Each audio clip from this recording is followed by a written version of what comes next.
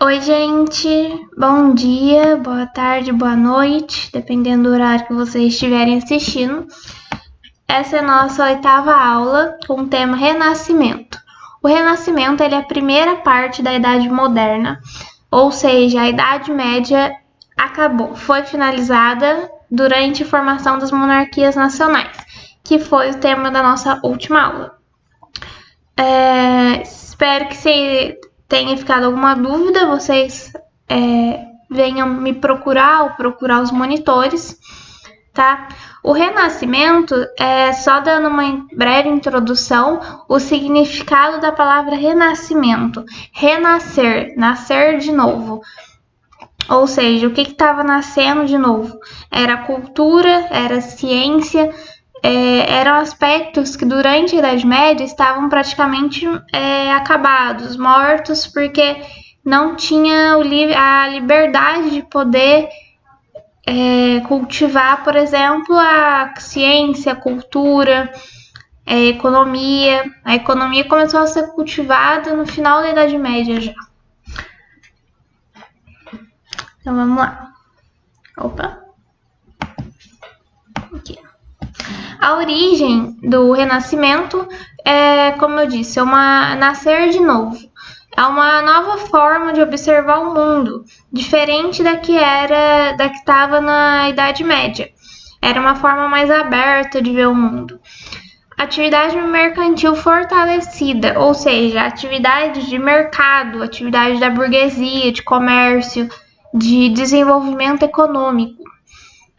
Oposição aos valores medievais. Isso pode ser uma frase que resume o Renascimento, é uma oposição aos valores medievais. Porque a Idade Média ficou conhecida como a Idade das Trevas, por causa de todas as coisas ruins que aconteceram, por causa da peste negra, da fome, de várias guerras que aconteceram, ficou conhecida como a Idade das Trevas. Então eles queriam deixar isso para trás e começar uma nova vida depois de todos esses períodos turbulentos. No Renascimento, que foi bem cultivada a cultura, houveram 4 elementos principais: o humanismo, racionalismo, individualismo, naturalismo e o neoplatonismo. A gente vai falar individualmente de cada um. O humanismo, como a gente pode imaginar, pelo nome, trata-se de falar sobre o humanismo. É um movimento que foi desenvolvido nas universidades, lembrando vocês que as universidades foram criadas no final da Idade Média. O humanismo ele estudava a separação da filosofia escolástica, ou seja, a separação do que era verdade, do que a ciência comprovava e do que as pessoas falavam, do que eram as verdades, entre aspas, que as pessoas usavam naquela época. Resumindo, eles separavam o que era comprovado do que era apenas um mito. E com o humanismo eles redescobriram a antiguidade clássica, obras da antiguidade clássica, obras da Grécia, obras de Roma. Então eles começaram a estudar, porque até o período da antiguidade clássica houveram muitos avanços na medicina, na cultura, em vários outros aspectos. Então, na Idade Média não houve esse desenvolvimento, então eles recuperaram alguns aspectos da Antiguidade Clássica.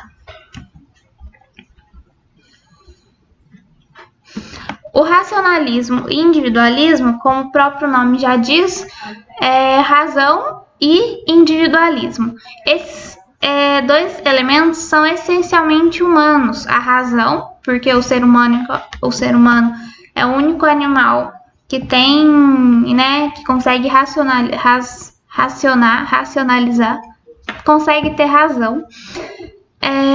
E o individualismo também, porque o ser humano pensa muito nele próprio, cada um pensa muito em si.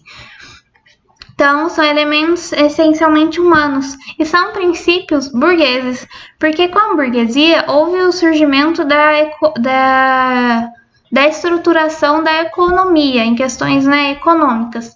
Então, eles precisavam pensar qual seria o melhor modo deles próprios crescerem, deles próprios serem mais ricos, por exemplo. Isso é um aspecto que exigia pensar, né, ter razão e ser individualista, porque cada um pensava em crescer sozinho. Houve o desenvolvimento do antropocentrismo. O que é isso? O antropocentrismo, ele é a ideia de que o homem está no centro do universo. O universo é, como a gente poderia dizer, como se fosse a sociedade. O homem é a coisa mais importante da sociedade, e não mais a igreja, e não mais a religião, como era na Idade Média. E no racionalismo e individualismo teve o rompimento de aspectos medievais, que era o coletivismo, o espiritualismo e o teocentrismo. O coletivismo, né, eles pensavam em trabalhar como um todo para ter os benefícios como um todo. O espiritualismo, né, em questão de religião, e o teocentrismo, que era Deus no centro de tudo. Agora não, agora era homem no centro de tudo, o ser humano no centro de tudo. Isso daqui é uma representação daquela época, né, representando o homem no centro de vários círculos, representando que ele estava no centro do pensamento, do desenvolvimento. O naturalismo, como o próprio nome diz, estudava a natureza. Estudando a natureza, eles tiveram desenvolvimento em física, biologia e astronomia. Com o naturalismo houve conflitos com a igreja, porque, por exemplo, tinha as coisas que a igreja falava que talvez não podia ser comprovado cientificamente com os estudos. Então, a igreja, lógico, preferia manter a fé do que aceitar a ciência. E houve também o surgimento do heliocentrismo, que sobrepôs a ideia do geocentrismo. Isso daí, né, se trata do estudo do desenvolvimento da astronomia, ou seja, o heliocentrismo diz que o Sol está no centro do universo, no centro do sistema solar. O geocentrismo, que era um aspecto da Igreja Católica, dizia que a Terra, que os seres humanos eram os escolhidos, né, os seres escolhidos de Deus, e estavam no centro do universo. Hoje a gente sabe bem, né, que o heliocentrismo, que é a verdade, que o Sol, que está no centro do sistema solar, e não a Terra. Aqui são são os modelos, né? Vou deixar aqui. Os modelos geocêntrico, que era a Terra no centro do universo, e o modelo heliocêntrico, que é o que acontece de verdade, que é o Sol no centro do universo, do sistema solar. E o outro aspecto do Renascimento é o neoplatonismo. Eles recuperaram valores dos pensamentos de Platão, que foi um filósofo, e Platão ele dizia que a experiência humana era vista como uma forma de elevar os pensamentos e conseguir se aproximar de Deus. Ou seja, tudo que a gente vivia era só mais era uma forma de subir, né, espiritualmente e ficar mais perto do ser divino. O Renascimento, ele teve um papel, ele foi muito marcante na Itália, por alguns motivos, em especial. Itália, as cidades italianas tinham muita prosperidade no setor mercantil, ou seja, o mercado estava bem estruturado já, os burgueses, os comerciantes eram mais estruturados que nas outras cidades. Com isso, com eles tendo mais dinheiro, por causa da maior estruturação de comércio, de riquezas, eles conseguiam bancar que as pessoas fizessem obras. Porque as obras, né, que a gente vai ver daqui a alguns slides, obviamente elas eram pagas Então eles pagavam com as riquezas que as cidades italianas tinham. As obras algumas delas eram baseadas na antiguidade clássica. A gente vai ver isso em algumas que eu vou mostrar para vocês. As obras tinham vestígios da antiguidade clássica e eles herdaram algumas coisas do Império Bizantino. Eles herdaram cultura da onde era o Império Romano. A pintura renascentista ela é dividida em 3 períodos: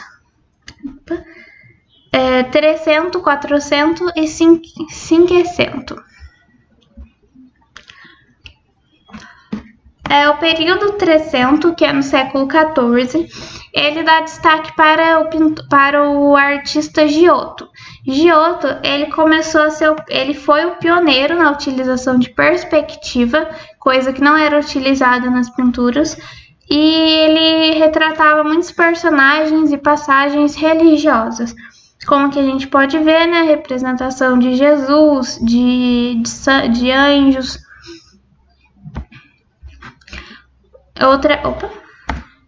Outra imagem dele, né, representando figuras religiosas.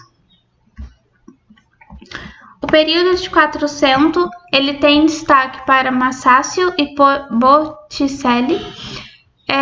Eles tratavam principalmente de temáticas greco-romanas, que são temáticas da antiguidade clássica. Mas quem realmente teve destaque nesse período foi Leonardo da Vinci. Ele viveu no final já do período 400, que era o século XV, e ele era pintor, escultor, arquiteto, engenheiro, físico e botânico. Naquela época era muito comum você ter mais de uma área, né, de conhecimento. Só que ele ficou muito conhecido porque ele era excelente em todas essas áreas. Aqui é uma obra de Botticelli. Vou colocar aqui. O Nascimento de Vênus é uma pintura de 1486 que retrata o nascimento da deusa Vênus. A deusa Vênus é da mitologia romana, da antiguidade clássica romana. E Leonardo da Vinci é esse cara aqui da esquerda. Essa daqui são 2 obras dele, né? O Homem Vitruviano. O Homem Vitruviano ele é baseado numa figura de homem com as medidas perfeitas. E a Mona Lisa, que é uma obra muito conhecida também.